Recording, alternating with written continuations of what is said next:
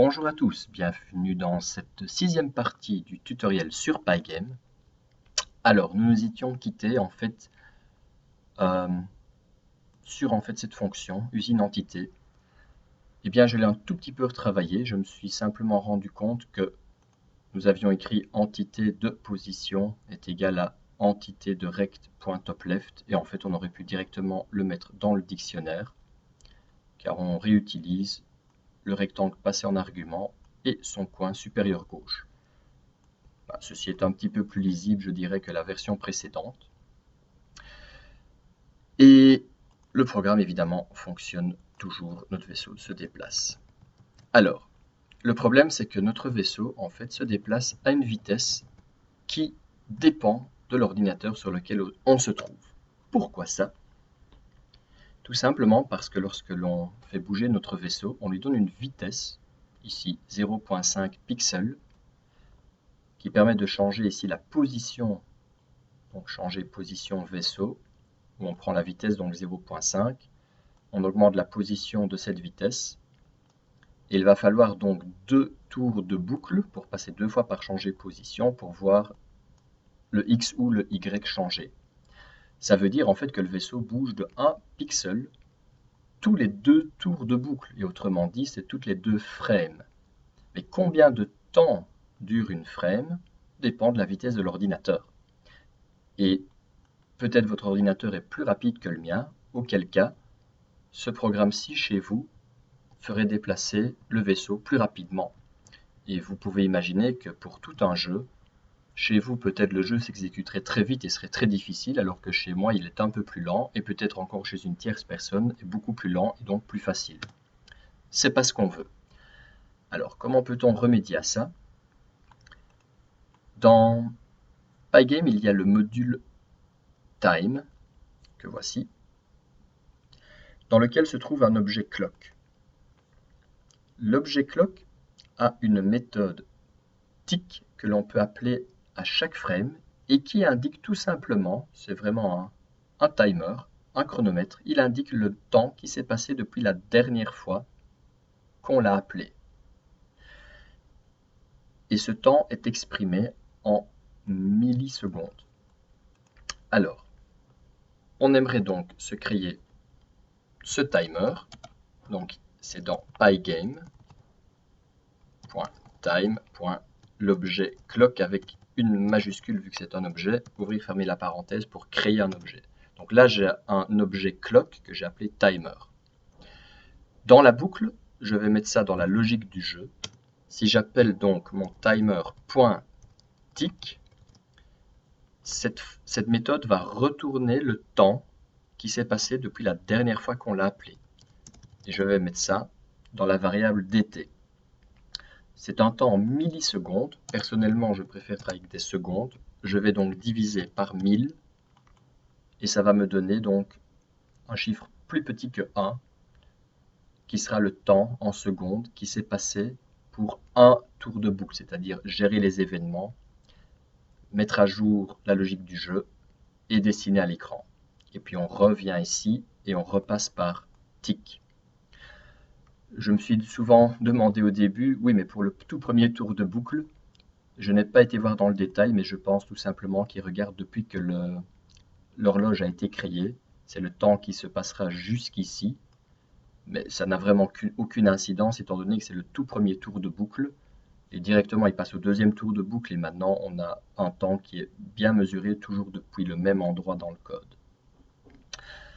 Alors, c'est très bien. On peut mesurer le temps de chaque frame, mais en quoi ça va changer la vitesse de notre vaisseau? Eh bien, tout simplement, au lieu de lui donner une vitesse ici, qui était une vitesse que l'on change à chaque frame, on pourrait lui dire je veux une vitesse par seconde.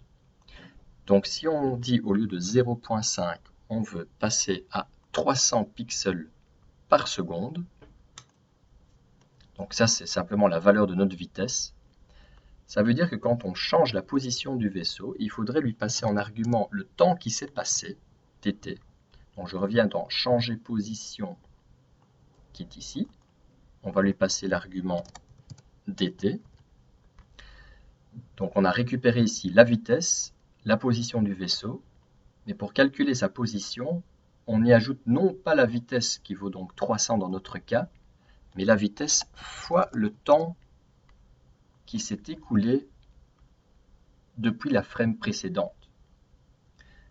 Et donc, ce n'est qu'une fois qu'il y aura assez de frames pour qu'il se soit passé 1 seconde qu'on aura incrémenté x de 300 pixels. On fait la même chose pour y. Et avec ceci maintenant, notre vaisseau devrait se déplacer à une vitesse donc de 300 pixels par seconde, peu importe l'ordinateur sur lequel ce code va tourner.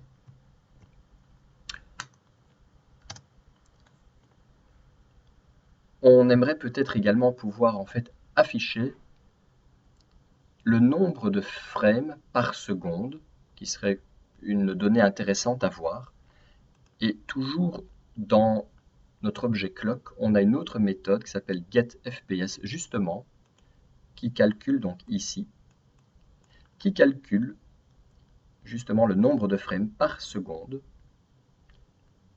Il nous explique que c'est calculé en faisant la moyenne des 10 derniers appels à tick, donc c'est pas très important.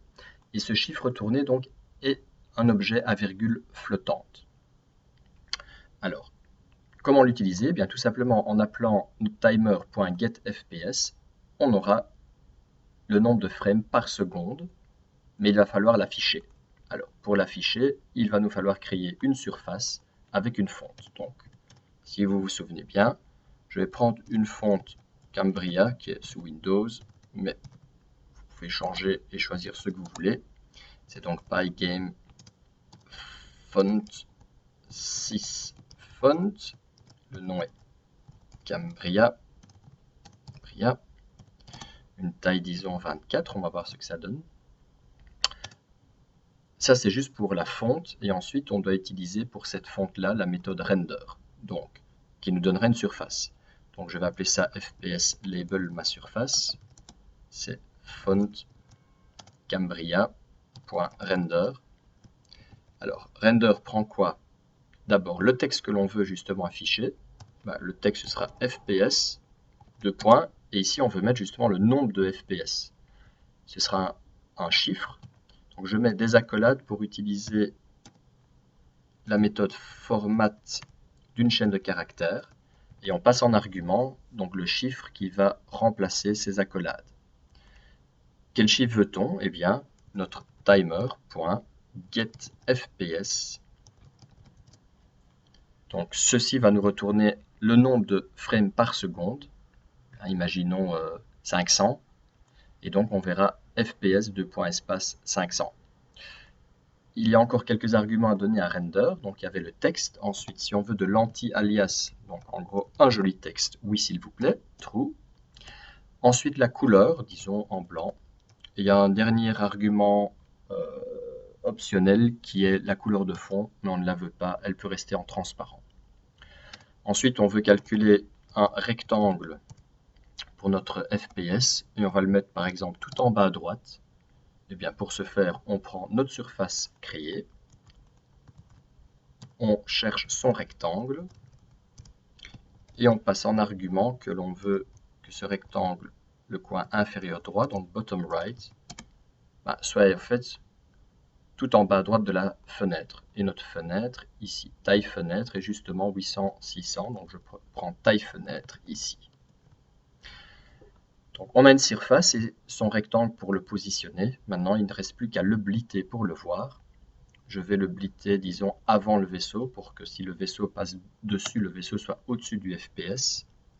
Donc Screen Surface Blit, notre FPS Label et FPS Rect. On va essayer. Alors, on a un FPS, mais il est à 0 et il ne bouge pas.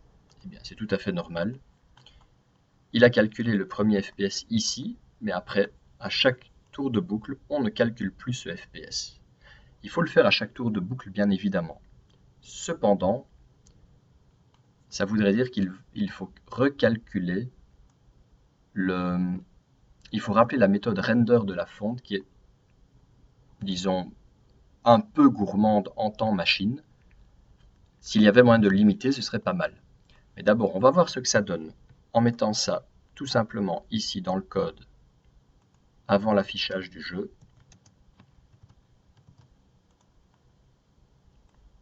Voilà, on a bel et bien FPS, mais vous voyez en plus, il saute dans tous les sens parce qu'il change tellement vite, on n'a même pas le temps de le lire. Alors, comment peut-on changer ça?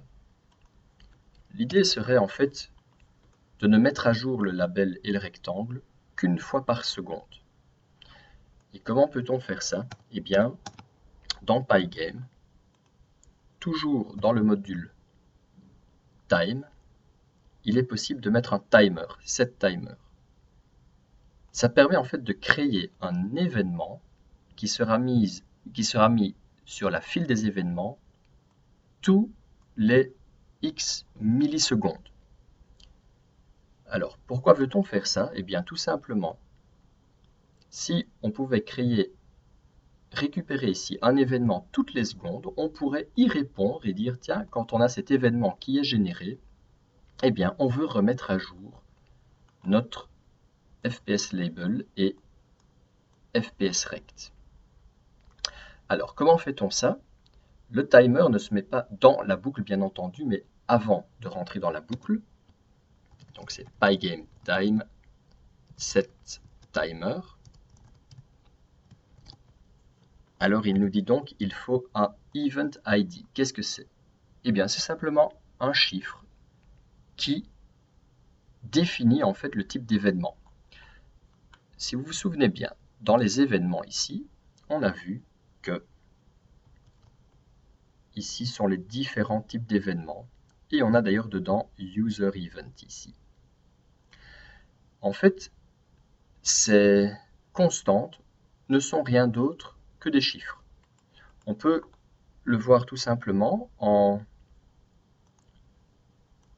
important ici Pygame locals from Pygame locals import all, donc ça importe toutes les constantes de Pygame. Si je fais par exemple quit vaut 12 en fait. Keydown vaut 2. Video resize vaut 16. Et en fait, chaque événement n'est rien d'autre qu'un chiffre. Donc quand dans le code, on dit si event type égale keydown, en réalité, on regarde si event type vaut, je pense que keydown était 2. Voilà. Et user event, en fait, est le chiffre 24. C'est le premier chiffre à partir duquel nous-mêmes, nous pouvons choisir de créer des événements. On peut aller de 24 et puis on peut encore aller à 25, 26, mais pas jusqu'à l'infini. On ne peut aller que jusqu'à num events, qui vaut combien? Num events vaut 32. Donc on peut aller de 24 à 32. Donc généralement, les événements ID, on va utiliser user event, et puis user event plus 1, puis plus 2, plus 3, mais en s'assurant qu'on est toujours au maximum à num events. Et en fait strictement inférieur, on ne peut pas aller jusque num events inclus.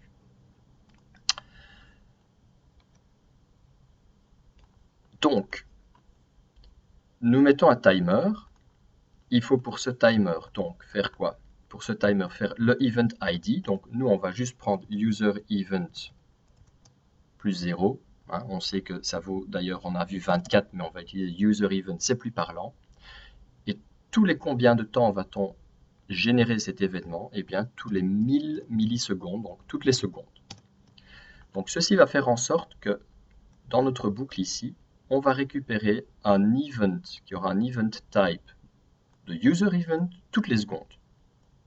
Et donc, quand on regarde ici, on regarde si event type est quit, key down, key up, eh bien, il n'y a qu'à regarder maintenant si on n'a pas event type qui serait égal à user event. Et dans ce cas-là, ça veut dire que notre seconde est passée et on peut faire ce qu'on veut. Et donc, remettre à jour le label et le rectangle de notre petit compteur frame par seconde. Et on continue bien entendu de l'afficher ici. Alors si on essaye, on voit maintenant que le chiffre change beaucoup plus doucement. C'est un peu plus agréable à lire. Ce qui est par contre embêtant, c'est que comme c'est un chiffre à virgule flottante, eh bien, le compteur évidemment grandit et rapetit, ce qui n'est pas très facile à lire. Ce qu'on pourrait faire, c'est dire que l'on veut toujours 2 chiffres derrière la virgule.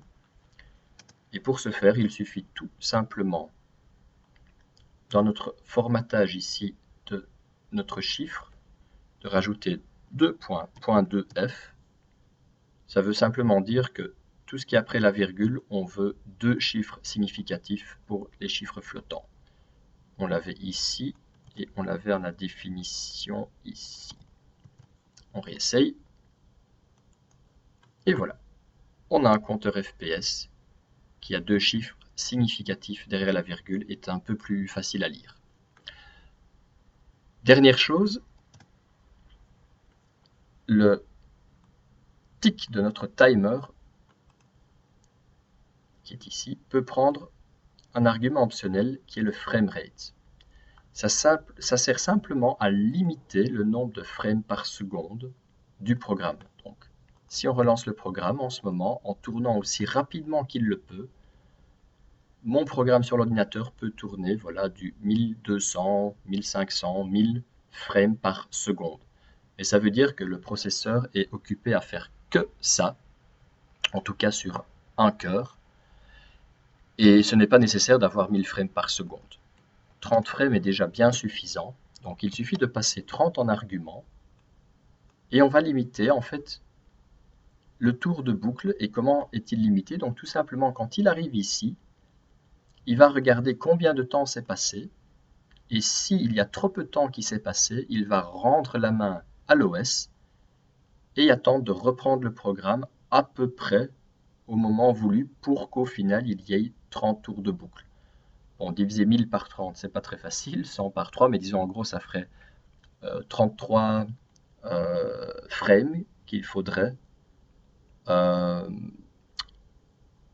Donc, qu'est-ce que je raconte? Donc, pour avoir 30 frames sur 1000 millisecondes, ça veut dire que pour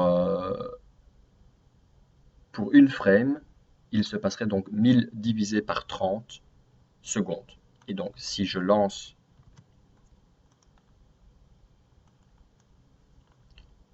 on voit que ça fait, ah bah oui, j'avais raison, en fait, finalement, ça fait à peu près une trentaine de frames par seconde. Ah bah oui, non, ça c'est les frames par seconde, et bien sûr, le temps passé dans chacune des frames est à peu près de 1 seconde divisé par 30, bien entendu, de 1 sur 30. Donc, pour 30 et pour 60, par exemple, frames par seconde, on voit le FPS monte à peu près à 60. Il n'y a par contre aucune garantie que l'on puisse monter jusque-là. Si l'ordinateur est excessivement occupé à faire d'autres choses, que ce soit à cause du programme ou à cause d'autres tâches, il se peut très bien que le nombre de FPS descende. Mais dans notre cas, malgré tout, notre vaisseau semblerait toujours se déplacer à la même vitesse. La seule chose, c'est qu'il serait un peu plus saccadé, car entre une frame et l'autre, au lieu de se déplacer de 1 pixel peut-être, mais très vite, il se déplacerait peut-être de 5 pixels d'un coup entre 2 frames, puisque beaucoup de temps se serait passé entre 2 frames. Dernière petite chose que je vais apporter, c'est pour dessiner le label. C'est quelque chose qui revient assez souvent. On va faire une petite fonction qui permet donc de créer un message, créer on va dire un label, qui prendrait en argument la fonte qu'on veut utiliser, le texte que l'on veut afficher, éventuellement la couleur du texte. Pour le moment, je vais m'arrêter là. Donc, on crée une surface en prenant la fonte passée, donc qui serait par exemple New Font Cambria, render le texte que l'on a passé, anti-alias, on va dire c'est toujours true, la couleur en question. Et pour le rectangle, c'est notre surface get rect. Et là, le problème, on aimerait bien pouvoir passer ici des arguments comme par exemple bottom right est égal à taille fenêtre. Et comment faire pour passer ceci en argument de notre fonction? Eh bien, ça se fait avec une drôle de notation.